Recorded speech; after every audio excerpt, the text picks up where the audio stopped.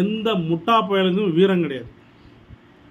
கட்சியில் உள்ள எம்எல்ஏவுக்கும் மினிஸ்டருக்கும் அறிவு ஞானங்கள் கிடையவே கிடையாது.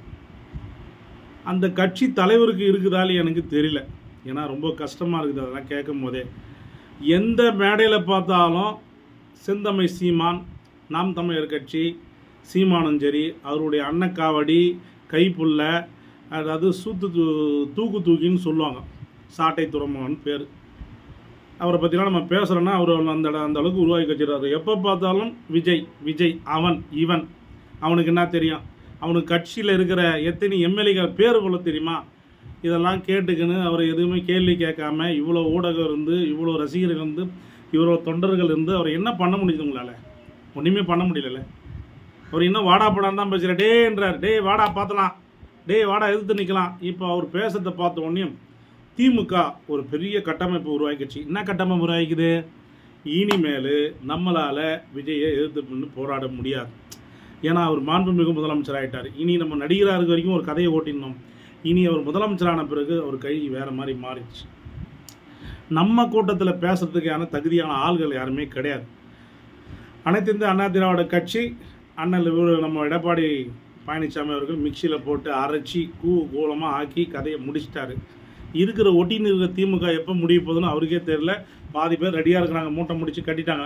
பஞ்சாயத்து எலெக்ஷனில் எப்படியாச்சும் போயிட்டு தமிழக வெற்றி கழகத்தில் சேர்ந்துடலாம். இனி வேலைக்கு ஆகாது.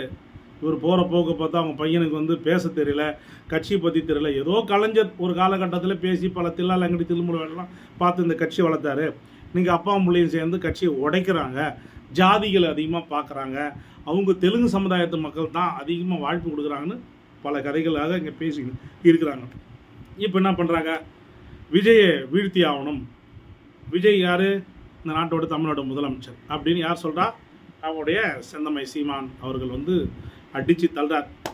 விஜயை நான் வீழ்த்திடுவேன், அவன் கடுக்கிறான், அவனால் என்ன பண்ண முடியும், என்னுடைய திறமைக்கு அப்பால்னு 18 வருஷம் பேசி பேசி பேசி பேசி மேடையில் போய் எனக்கு நாட்டுக்கறி குழம்பு தான் வேணும், எனக்கு 5 ஸ்டார் ஹோட்டலில் தான் ரூம் வேணும், எனக்கு இப்படிப்பட்ட இடம் தான் நான் வாழ்க்கை வாழ்வுன்னு சொல்லி பேசி பலவிதமான அட்டகாசெல்லாம் பண்ணி சாதனை படைச்சி ஏன் இவருக்கு விஜய்க்கு விஜயை கண்டா பிடிக்கணுன்றது விஷயம் உங்களுக்கு புரிஞ்சிடும்.